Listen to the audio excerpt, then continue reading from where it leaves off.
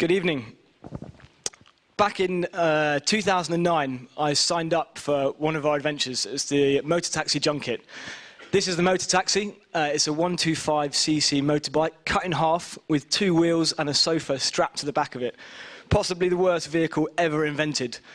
And you can see this is how you steer. To go anything other than a straight line, you have to hang off the back of it. And the founder of the Adventurists, Tom Morgan, decided in his wisdom that this is therefore the perfect machine for adventuring across South America. But disaster struck, unfortunately, and my adventure went from something very exciting to a logistical nightmare and endless paperwork. Our supplier for the motor taxis cancelled our order 10 days before the adventure was due to start.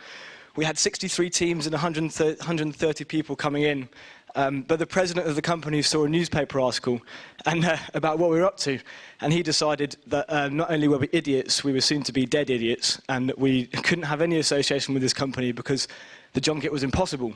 So there we were. But we managed to find some replacements right in the last week, and you can only really order motor taxis one at a time, so we had to ship them in from all over Peru.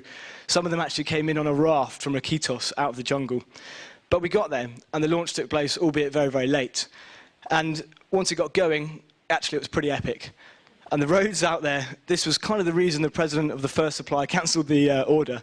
And unfortunately, actually, one team actually went off the edge of one of these roads. It's so dangerous. They hit a pothole, bike toppled over, actually went over the girl who was driving, and the other girl managed to jump out. They both managed to cling on to the side of one of these drop-offs, but right from the outset, it became obvious how dangerous it was. And on the lighter side, this is Danny. Danny did the junket dressed as a giant pink rabbit. And just in case you were wondering where he's from, he's flying the flag, so that everyone who came across knew that the giant pink rabbit was indeed British. So we will have to thank Danny for that. But it all turned out very well in the end, and this adventure was born, but I was kind of left behind. And actually, we realised that disaster essentially is a part of any adventure, and without a kind of genuine risk of disaster, it's not a proper adventure, especially if you know what's going to happen. This, for example, is a ferry crossing on the rickshaw run. This is another one of our adventures. Very nearly didn't happen at all because the people thought it was impossible.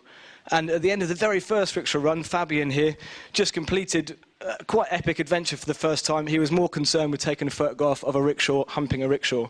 And we just like to think that actually adventure doesn't have to be taken too seriously. We don't take adventure seriously. This is the Mongol Rally, for example. These chaps don't take adventure seriously. We also think that, you know, as well as having a sort of element of disaster, you have to make life difficult for yourself. These guys made it difficult for themselves by driving a Mini with a phone box on the roof, and they ended up with a screwdriver for a gear stick. But they made it all the way. And this is possibly one of my favourite adventure photographs. Another one of the pearls of wisdom from our founder-in-chief of the Adventurists was the Mongol Derby. Now officially the world's longest horse race. It's 1,000 kilometres across Mongolia on semi-wild horses. And it's now been running for 3 years, and it's highly successful. But actually, it was almost never to be. Right in the first year, a campaign got started against us, against the race, and we were accused essentially of planning to kill all the horses. And I held a press conference in Mongolia because I was there at the time, and I was accused of being a spy for our sponsors from the Middle East and facilitating an invasion of Mongolia. And it was at that point, as I was trying to come up with some rational answers, I realised this press conference was being broadcast on national Mongolian TV. And fast forward back to now, about 5 weeks ago, I just couldn't get the junket out of my head.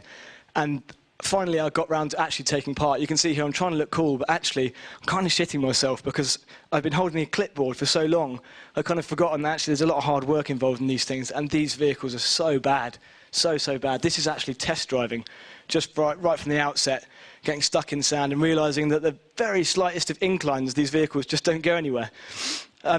So I told my teammate, don't worry, it's flat for about the first half. We're going to go from the north of Peru. We're going to go into the Amazon jungle on the highway. It's going to be fine. It's a nice warm-up. We didn't have a map, so we took a photograph of someone else's, and we didn't take a guidebook. So we didn't really know where we were going. And it turned out that my prediction of things being quite easy was, well, it was wrong, obviously. Day one started well. Everybody's on a truck here. We pulled out of our launch place in Pura, and just like in the movies when you see the roadblocks, there were the hypo police blocking the road with their guns out, and they'd had a warning because they'd seen some press coverage, again, a problem for the junket. And apparently we didn't have permission to drive on this road, so all 10 teams were loaded into trucks. And then these were the flat roads that I promised my teammate in the first half of the junket.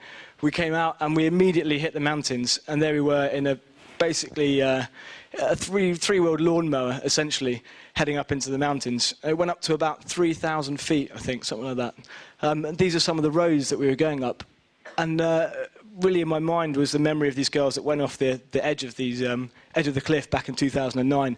But out there, the other danger we had was landslides. Everywhere we went, there was overhangs, and we even saw guys working on quite fresh landslides. And at one point, a small rock came off one of the cliffs and landed on my leg. And you can see here's the barrier to stop you going off the edge. This is about 6 to 8 inches from your wheel as you drive along.